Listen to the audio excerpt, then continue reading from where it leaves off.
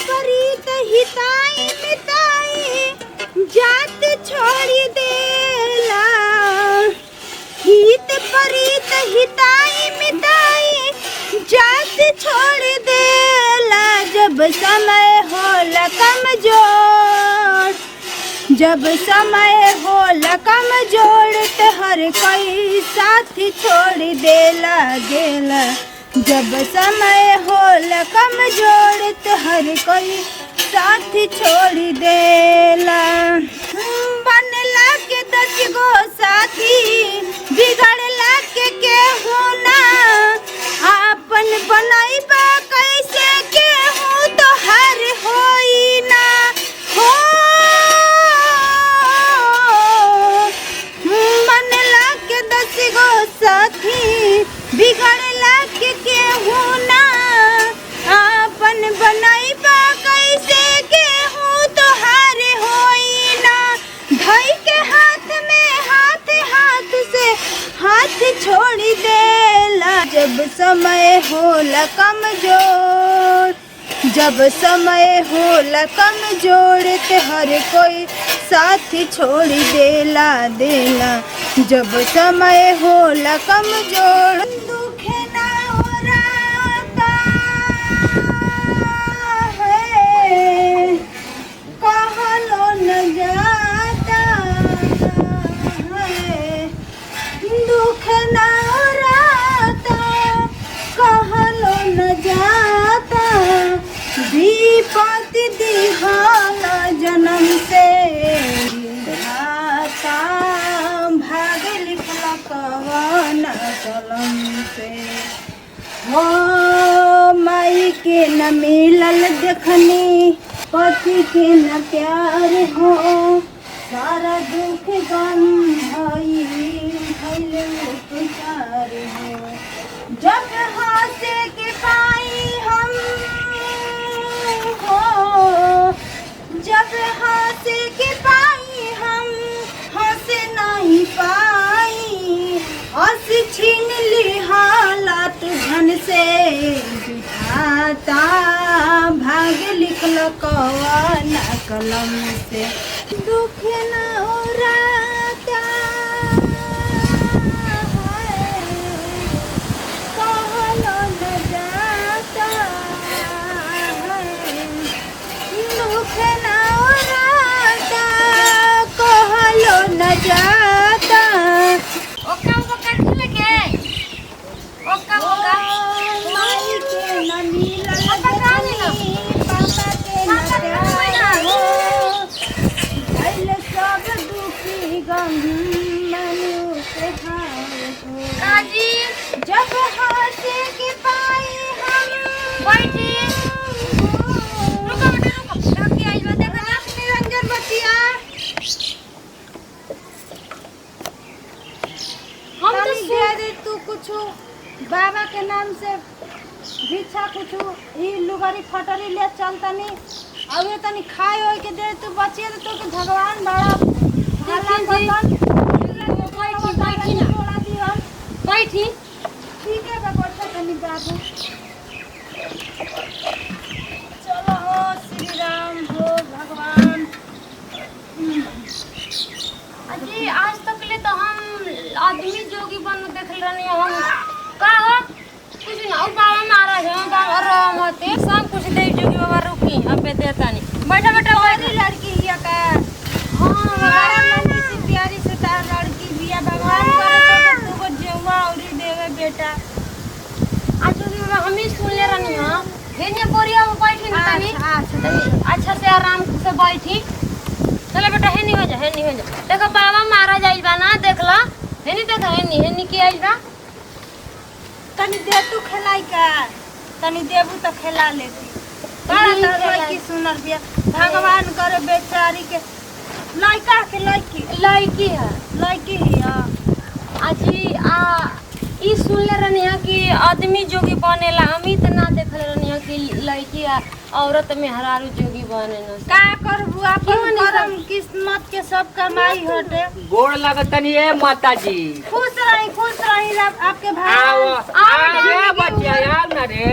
आओ बनैले बैठ ये ए बाबा ए माता तनी हाथ हमार देखती हाथ राउर हाँ जाना तनी जब ले बुढ़िया मरल बिया तब ले कहू अगुए नहीं कथे आवत आ चली माता जी कहाँ उनके हाथ देखो तनी लागत कि मन तनी रौरा कष्ट में रहत तनी एक घड़ी बहुत दे कष्ट में आई नुकाई लाइके दे तल दी आई एकरे पापा के रौरा कष्ट में रहत तनी टेंशन ज्यादा करी ना बहुत टेंशन के मारे त आगे के ढलाई हो गए बाबा ठीक बाटे अब टेंशन नहीं का करे के बाद जिंदगी के साथ जैसन करबा कर्म कमाई ओइसन फल आगे आगे आई ई तो बात भगवान की लिखल हटे यही से भोगतनी ना बाबा नहीं ऐसे का भगवान के जैसन लिखत और लिखतन के आगे बक्तन के ना आवेला ब्रह्मा जी के लिखल रहेला अजी सुनो तनी तनी हमारे बुचिया के ले जाई ना बुचिया की पापा के दी आई तनी हम इनके दे देई भिक्षा तो हम कौन बुचिया के ले जाए हो एगो बुचिया के लिए नहीं देखतनी की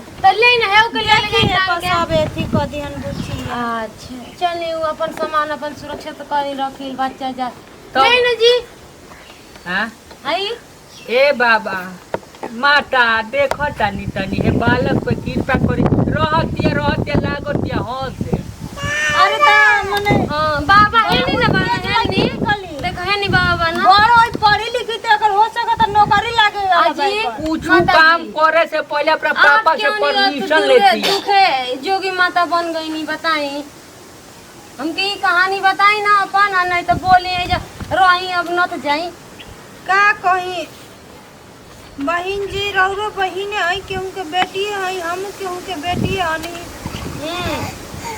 देखा देखा ये माता जी बड़ी देखला बैठा ये कहला कि नैहर ना केहू का त ससुरो ना हो ई तो हो रे जी गाना गाओ तू गाना गाओ कपड़े नैहर में बचपन से अपन हमर तो बाबू और ना माई हो बाबू माई बचपन से राउत चल गई बा हाँ। आई हो जाई के करा के रहिए सन ई तो बात कहत हनी सही माता जी की भौजाई कब के कर रही है राउत बात हमार दिल छुई के बिल होता हो जाई हमरा के निकाल दियली सन रोई मत बाबा रोई मत तनिको रोई माती बढ़िया से बोली कहानी अपन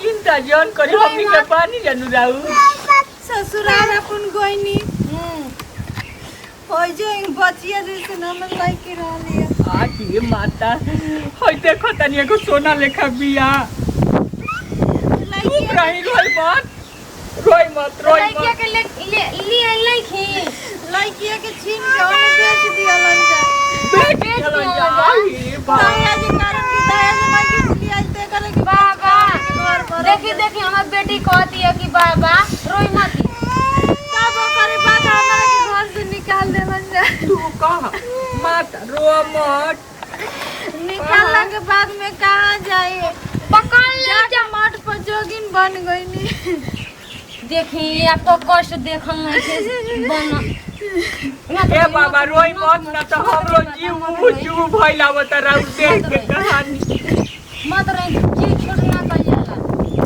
सबके यही धरती पे भर के जाए के बाटे आज हमारो सबक रही कि पति अरे रही है देखी न जी क्या होइल बा पति रही अरे ई एगो मांग दड़ी भीख माता जी हई आ जोगिन बन गइल तो बड़ी भीख खातिर रोज जाला मिली नु ना जी अपन कहानी बता के रोतड़ी मत माता जी रोई मत। अपन घर और जाना तनी कहां बा याद बाटे ना ये सब ना बता सकिन जाय दी रोई मत देखी तो रोई तू कहे रोवे लगल अरे यहाँ के कहानी सुन के हमरो करेजा भरिया जा रे बा लिए बा कुछ द रोवे चिंता जन करिए कैसन कैसन कहानी खाना सुनो। खाई आजकल के बच्चे केहू नहीं के नैहर ना ससुर जे करे बाटे बोली जान हमनी के कर जेकरा पास से बात 4 रुपया हुए के आदमी चिन्हता जेकरा नहीं के ना कुछ नहीं के एकदम बताई हमनी के जान करे के चुप करा। सकते जान चुप पाइले रही देखे ओइ छोट लड़की के मुंह देखे कि रउआ तनिको लोर जन ढरकाई चुप रही लियो लियो चल लड़की लायन आज चुप रही है मां यहाँ के एती चुकी लड़की बाड़ी लड़की घरे भी है लड़किया के छीन के बेच दियलन जे दहेज कारण सब चुप रही खैनी है कि ना कुछ ना अभी खोले नहीं ए तनी कुछ खाना वाना मंगाई 5 गांव फेरी लगाओ तो लगाओ ले रोई मती आलूआ दे दे चोखा लगा लेती यही तरी जिंदगी तनी दाल उल ले दो ले आओ तनी तनी एगो है तो एगो साड़ी पुरान धुरान तो बहनी एगो दे दी होती दे तनी ना टेंशन नहीं दी दो निमन से जातो के भगवान दुगो बाल बच्चा देस जोड़े जोड़े बेटा देस तू जाते जाते खिलाई है हे भगवान हेलो जा तनी और लेके आओ तनी चलो लिया चलो खियाबो क्या माता चली हो कुटिया में चली हमारा ये खाना ना खाली चली रोई जो अंतोनी को चली हो पला अब रोवे के का बाटे जौन होके करेला तौन होके रहेला चले केनु हो चला चला जा हमनियो के चलो लिया चलो चलो बड़ा याद हो देख हम अपन नैया जाय ससुराई तो आजी, भाई हो जाए ले। भेंट करत ले चुप रही तोल भाई रोई मती बाबा अरे भिक्षा रोके ना लिहल जाला खुशी हंसी खुशी खुशी से लिहल जाला आ रोए तोनी को कोनो बात का टेंशन जान लियो फेरी मारा गई गांव में तो आ जाए हमनी की घर जब मन तब आए रोए यही टोला महला रही ना हमनियो के मन लागी जाई मत जनी ए माता रोई ये मत मांगी न तो तू घर खाई नहीं है जाए अरे तो दू घरे एक जगह मिल जाई खाए के जोगिन के नाते हो कि मोटे पर रही एने ओने ना रही अच्छा जाए दी चली हम जी, के चली। मोठे पे आई जा चली कुछ चली खाना खा ले चली उठ चली उठी रोई जानी रोई जान कहाँ मठ पर ओने सोनपुर कौना कौन पे रहनी बाबा के एगो मंदिर है गंगा किनारे आ जा वही से चली चल रे बुच्ची सोना ले चलो चली तनी खाना खियावल जा